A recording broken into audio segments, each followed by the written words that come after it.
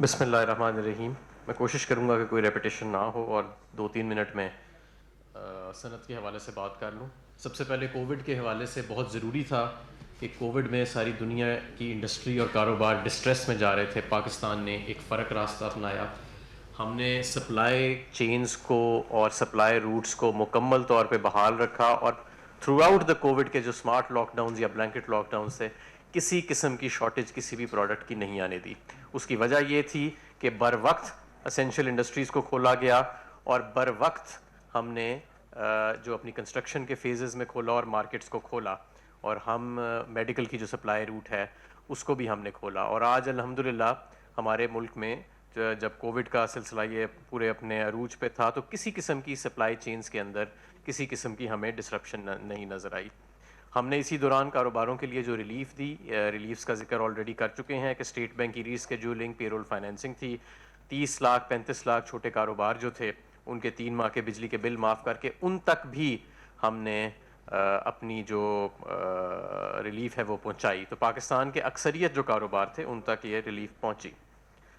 Tax free budget دیا گیا. یہ نہ صرف کہ ٹیکس فری بجٹ تھا بلکہ اسٹیٹ بینک آف پاکستان بلکہ جو ٹیکس فری بجٹ کے علاوہ اس میں ہم نے ٹیکسز کی شرح کو کم کیا. 2 سال سے ہم ان پٹس کے اوپر جو ٹیکسز ہیں انڈسٹریل ان پٹس کے اوپر ان کے اوپر کسٹمز ڈیوٹیز کو ہم کم کر رہے ہیں, اور ہزاروں پروڈکٹس ایسے ہیں جس پہ ہم کسٹم ڈیوٹی کو 0% پہ لا چکے ہیں. ود ہولڈنگ ٹیکسز کے اندر ہم کمی لے کے آئے کسٹم ڈیوٹیز میں, اور سیلز ٹیکس کی اسپیشل رجیمز کو بھی ختم کر کے اسٹینڈرڈ رجیم کی طرف کیا گئے. ہم کنسٹرکشن سیکٹر کے لیے ہم ایک پیکج لے کے آئے. ایک منفرد پیکج تھا اور آپ نے دیکھا اس کے اثرات سامنے نظر آنا شروع ہو گئے ہیں. کنسٹرکشن پیکج کے اندر کنسٹرکشن سیکٹرز کے اندر اور افیلیٹڈ جو انڈسٹریز ہیں اب ہمیں ایک ایکٹیویٹی کا عروج نظر آ رہا ہے, اور میں یہ سمجھتا ہوں کہ مانسون سیزن ختم ہونے کے بعد اس میں مزید اضافہ ہوئے گا, کیونکہ مانسون کے دوران ویسے کنسٹرکشن کم ہوتی ہے لیکن پھر بھی ہمیں اس میں تیزی نظر آ رہی ہے. ہم اسی دوران 2 ہم نئی پالیسیز لے کے آئے پچھلے چند ماہ کے اندر. Electric vehicle policy 2 to 3 wheelers اور بسز اینڈ ٹرکس کے لیے اناؤنس ہو چکی ہے, اور موبائل مینوفیکچرنگ پالیسی. اور اس سال ہم دیکھ رہے ہیں کہ یہ الیکٹرک وہیکلز 2 to 3 ویلرز کی پروڈکشن جو ہے اس کو ہم اس سال ان شاء اللہ تعالیٰ فورسی بھی کر رہے ہیں اس پالیسی کے نتیجے میں. موبائل مینوفیکچرنگ پالیسی کے نتیجے میں جو اسمارٹ فون کی لوکل مینوفیکچرنگ ہے اس کی آلریڈی جو ایک ٹیک آف ہو چکا ہے, اور ہم ملٹیپلائی کر رہے ہیں, اور ان شاء اللہ تعالیٰ ہماری ایکسپورٹ شروع ہونے والی ہے لوکلی میڈ اسمارٹ فونز کی. اور یہ آپ کو یاد ہوئے گا کہ پہلے سال میں ہم نے ایک ڈربز کا سکسیسفل تجربہ کیا تھا جس سے پورے پاکستان میں جو 70% ہمارے جو ہم فون استعمال کرتے ہیں وہ اسمگلڈ ہوتے تھے, وہ ہم نے ایلیمینیٹ کر دیا ایک ٹیکنالوجیکل سلوشن کے ذریعے. اس کے بعد میں آگے آؤں گا اسٹیٹ اونڈ انٹرپرائزز کے اوپر. 5 ادارے جو ہیں جو منسٹری آف انڈسٹریز کے اندر آتے ہیں ان کو ٹرانسفر کر دیا گیا ہے, دوسرے اداروں کے اندر مرج کر دیا گیا ہے. یہ کیا گیا ہے کاسٹ سیونگز کے لیے اور بیٹر مینجمنٹ کے لیے. اور اس میں Pakistan machine tool factory, Anar Petrotex limited, department of explosives, institute of engineering and fertiliser اور institute of engineering and technology شامل ہے. اور باقی اداروں کو بھی انہی لائنز کے اوپر ہم جو انسٹیٹیوشنل ریفارمز کی وزیر اعظم کی کمیٹی ہے ان کے ریکمنڈیشنز کے مطابق کر رہے ہیں. کئی ایسے سیکٹرز تھے جن کو سرد خانے میں چھوڑ دیا گیا تھا کئی سالوں کے لیے, اس میں سے پاکستان اسٹیل بھی ایک ایسا ادارہ ہے کہ 35 ارب کے پچھلے 5 سال میں دے دیے گئے تنخواہیں دے دی گئیں, 80 ارب کے بیل آؤٹس دے دیے گئے, منافع سے نقصان میں چلی گئی پچھلے 10-12 سال میں, اور 236 ارب کے قرضوں پہ کھڑی ہے. تو اس کے اوپر جو بڑے فیصلے کرنے والے تھے ان کو حکومت نے آپ نے دیکھا کہ ہیڈ آن لیا ہے, اور ہم اب پرائیویٹائزیشن کمیشن کے ساتھ کام کر رہے ہیں کہ تیزی سے اس کو اب ہم ایک جوائنٹ سٹیک ہولڈر کو ہم اس کے اندر لے کے آئیں. ایک طرف حکومت ہوئے گی اور ساتھ ہمارا ایک جوائنٹ سٹیک ہولڈر جو ہے وہ انشاءاللہ پرائیویٹ سیکٹر کا ہوئے گا, اور جو بھی اس کے ایڈمنسٹریٹو مسائل ہیں, انٹرنل مسائل ہیں, اس سے پہلے اس کو ہم حل کر رہے ہیں. فرٹیلائزر سیکٹر کے اندر بھی ہمیں بہت زیادہ تیزی نظر آ رہی ہے.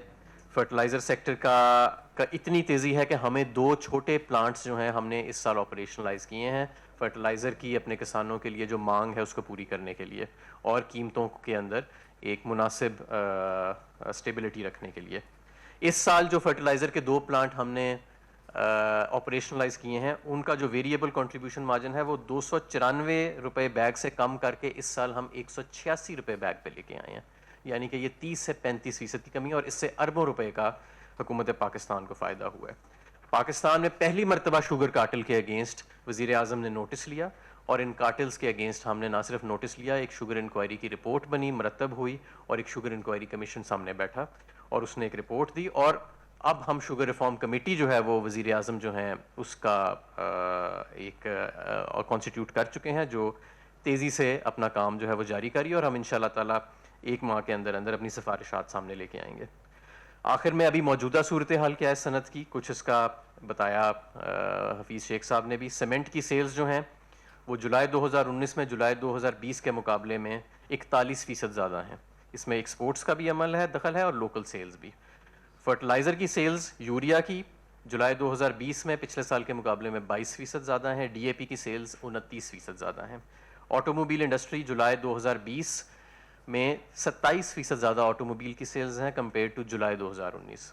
فورن ڈائریکٹ انویسٹمنٹ ہمارے ملک میں پچھلا جو فسکل ایئر ختم ہوا, فائنینشیل ایئر, تو $2,561 ملین تھی, جو کہ پچھلے 11 سال کی سیکنڈ ہائیسٹ سطح پہ ہے, اور کووڈ کے شروع ہونے سے پہلے مارچ تک یہ پچھلے 11 سالوں کی سب سے زیادہ ہائیسٹ سطح پہ جا رہی تھی. ایکسپورٹ گروتھ جو کووڈ کے آنے سے پہلے آپ کو یاد ہوئے گا فروری میں ہم 14% ان ڈالر ٹرمز گروتھ میں تھے. اس وقت ایکسپورٹ کی جو گروتھ جا رہی ہے وہ ہماری انڈیا کی -10.2% ہے جولائی کے اندر, بنگلہ دیش کی 0.5% ہے, اور پاکستان کی الحمدللہ 6% گروتھ ہے. ہم نے جو ریفنڈز دیے, ڈی ایل ٹی ایل دیے, فاسٹر سسٹم انٹروڈیوس کرایا, انرجی کی سبسڈیز دیں, اور آپ کو یاد ہوئے گا پچھلی حکومت میں 200 سپننگ ملیں بند ہو گئی تھیں. آج اس وقت سپن یان کی پاکستان کے اندر ایک معمولی شارٹیج موجود ہے, جو ایک اچھا سائن ہے, جس کا مطلب ہے کہ سپننگ ملز اپنی پوری کیپیسٹی پہ چل رہی ہیں. یہ ہمارا ایک بریف وہ تھا. میں آخر میں آپ کو فیٹف کے حوالے سے بھی بتا دوں, جب پچھلی حکومت کے دور میں ہمیں نومینیٹ کیا گیا گرے لسٹ کے اندر, سخت ترین جوائنٹ گروپ کا ایک ہمیں 27 ایکشن آئٹم دیا گیا, جو آج تک کسی دنیا کے ملک کو نہیں دیا گیا تھا اتنے چھوٹے عرصے میں اتنا بڑا ریکوائرمنٹ.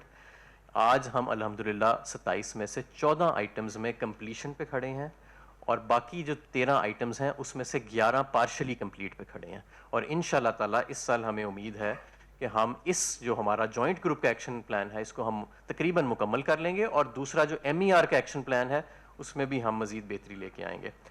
پہلے پاکستان کو فیٹف کے پلیٹ فارم پہ یہ ہمیں تنقید کی جاتی تھی کہ ہم ڈیلیور نہیں کرتے.